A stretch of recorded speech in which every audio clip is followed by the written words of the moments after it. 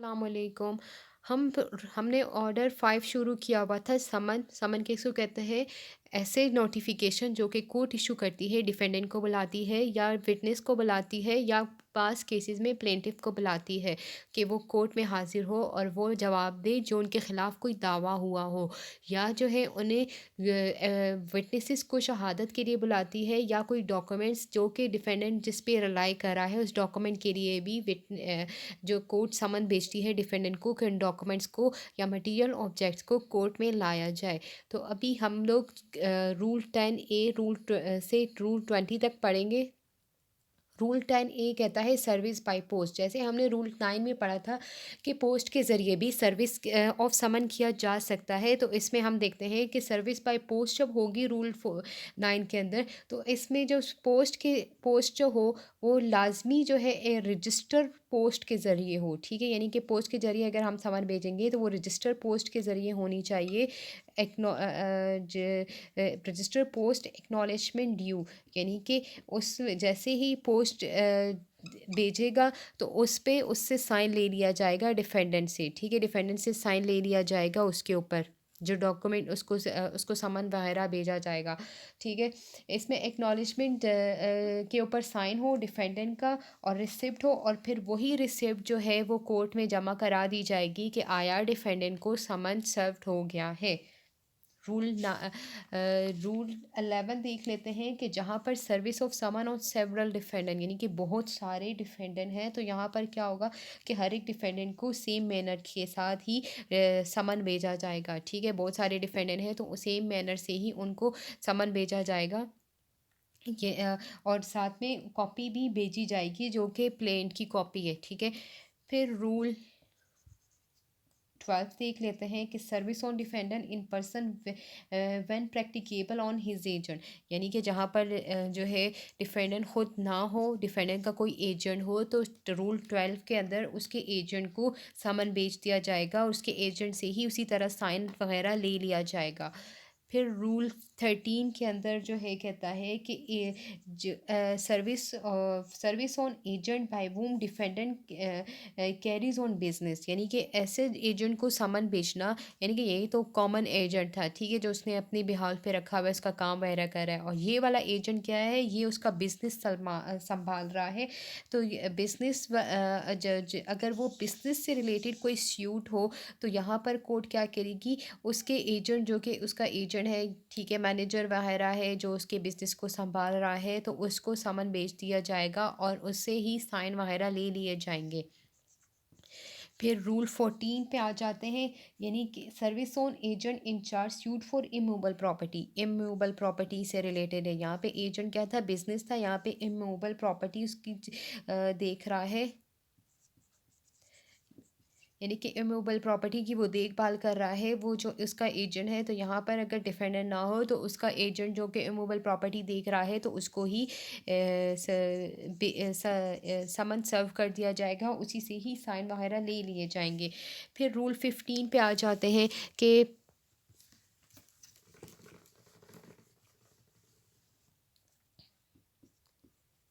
Rule 50, जहाँ पे defendant भी ना हो, डिफेंडेंट का कोई एजेंट भी ना हो, ठीक है, तो डिफेंडेंट की फैमिली में अगर मेल एडल्ट मेंबर हो, ठीक है, यानी कि एडल्ट मेंबर हो, उसी को ही समन सर्व कर दिया जाएगा, उसी से ही साइन वगैरह ले लिए जाएंगे।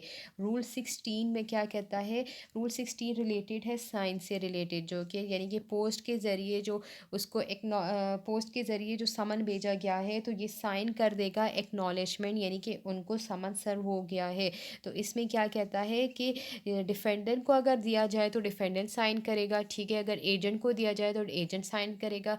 रूल 16 के अंदर उस समन उस पोस्टल एड्रेस के जो पोस्ट उसको दिया गया था रजिस्टर पोस्ट, ठीक है, और या जो है अगर उसका मेल मेंबर, अगर उसके घर में किसी मेल मेंबर ने दिया है तो समन तो उसी से ही साइन ले लिया जाएगा। और फिर जैसे ही वो साइन वगैरह करते हैं उसको कोर्ट में जो समन की कॉपी समन होती है, समन का जो डॉक्यूमेंट होता है, ठीक है, उसको वापस कोर्ट में दर्ज कर दिया जाता है कि हाँ आया डिफेंडेंट को समन अपने टाइम पे मिल गया है। फिर रूल 17 देख लेते हैं।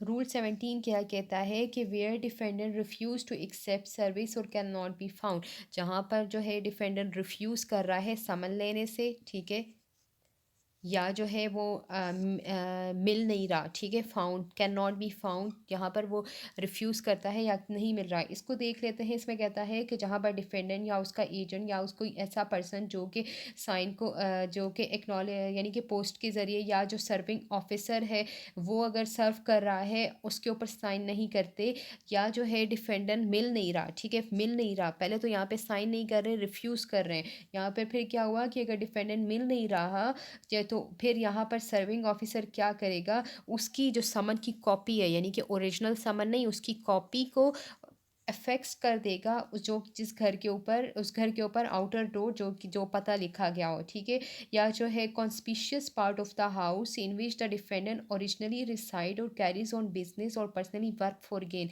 जहाँ पर डिफेंडेंट रहता है या जो है वो कोई काम पर्सनल काम कर रहा है, बिजनेस वगैरह कर रहा है, तो उस वहाँ पर उसको अफेक्स कर दिया जाएगा यानी कि चस्पा कर दिया जाएगा, ठीक है।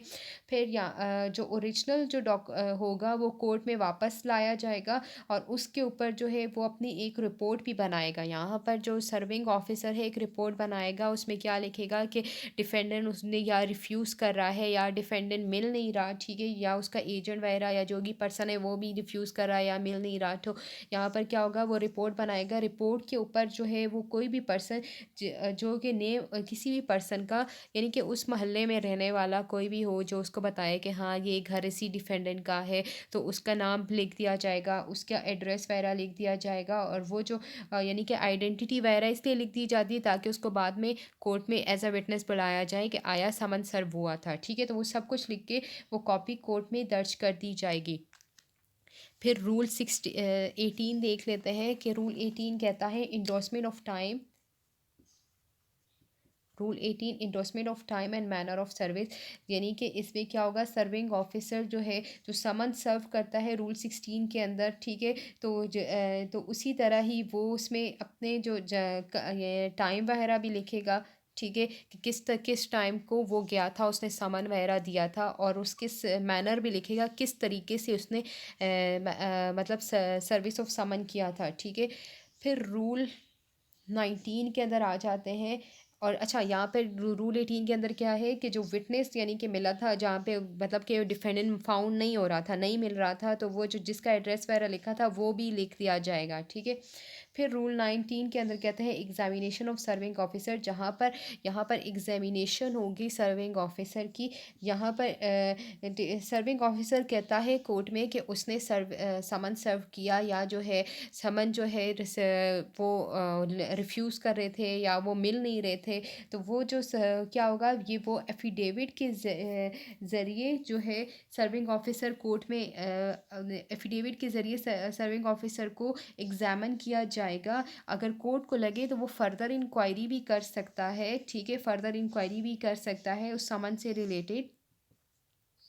और फिर जो पर्सन जो जिस पर्सन को यानी कि उसने विटनेस बनाया था जिसके बिहार पे उसने वो चस्पा वगैरह किया था जिसका नाम वगैरह लिखा गया था, तो उसको भी एज आ विटनेस बुलाया जा सकता है, ठीक है।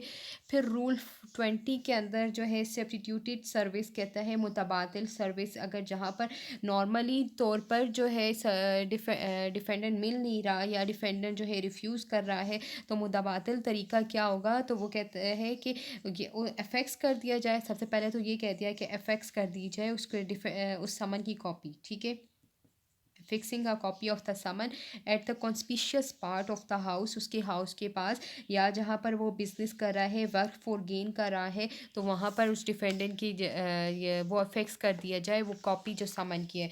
दूसरा क्या कहता है कि इसमें सेकंड ये कह रहा है कि इलेक्ट्रॉनिक डिवाइस के ज़रिए उसको कम्युनिकेट किया जाए, ठीक है, यानी कि मेल किया जाए, टेक्स्ट वगैरह, या रेडियो के ज़रिए, टेलीविज़न के ज़रिए, ठीक है, इलेक्ट्रॉनिक डिवाइस से याद कर लें, इलेक्ट्रॉनिक, ठीक है। फिर थर्ड के अंदर अर्जेंट मेल सर्विस के ज़रिए किया जाए, ठीक है, या पब्लिक कोरियर के ज़रिए उसको समन भेजा जाए, ठीक है। फिर ये क्या हो गया, सबसे पहले क्या कहता है कि अफेक्सिंग इलेक्ट्रॉनिक डिवाइस। फिर नेक्स्ट थर्ड कहता है अर्जेंट मेल। फोर्थ में ये कहता है कि पब्लिकेशन बीटिंग ऑफ ड्रम, यानी कि जहाँ पर वो रहता है तो वहाँ पे ड्रम के ज़रिए जो है कर दिया जाए, यानी कि ड्रम बजा के क्या ऐलान वगैरह कर दिया जाए, ठीक है। तो फिर फाइव में क्या है कि फाइव में कहता है पब्लिकेशन इन प्रेस, यानी कि अखबार में इश्तहार दे दिया जाए, ठीक है। या कोई और मैनर अदर मैनर जो भी कोर्ट को ठीक लगे उस मैनर के ज़रिए जो है उसको समन भेज दिया जाए, उसको बुलाया जाए कोर्ट में, ठीक है। तो क्या हो गया कि और फिर ये इफ़ेक्ट ऑफ सब्सटीट्यूटेड सर्विस कहता है कि सब्सटीट्यूटेड सर्विस को ऐसे ही माना जाएगा जैसे कि उस पर्सन को पर्सनली समन सर्व किया गया था। यानी कि क्या उसमें 6 चीज़ें बताई हैं कि अफिक्सिंग द कॉपी जहाँ पर वो रहता है या वर्क फॉर गेन कर रहा है, इलेक्ट्रॉनिक डिवाइस के ज़रिए यानी कि कम्युनिकेट किया जाए, टीवी वगैरह रेडियो वगैरह इसमें आ जाते हैं, टेलीग्राम फैक्स वगैरह, ठीक है। फिर अर्जेंट मेल के ज़रिए उसको भेजा जाए या पब्लिक कुरियर के ज़रिए, या जहाँ पर वो रहता है बीटिंग ऑफ ड्रम ढोल बजा के। फिर फाइव में कहता है पब्लिकेशन इन प्रेस, यानी अखबारात में उसको दे दिया जाए।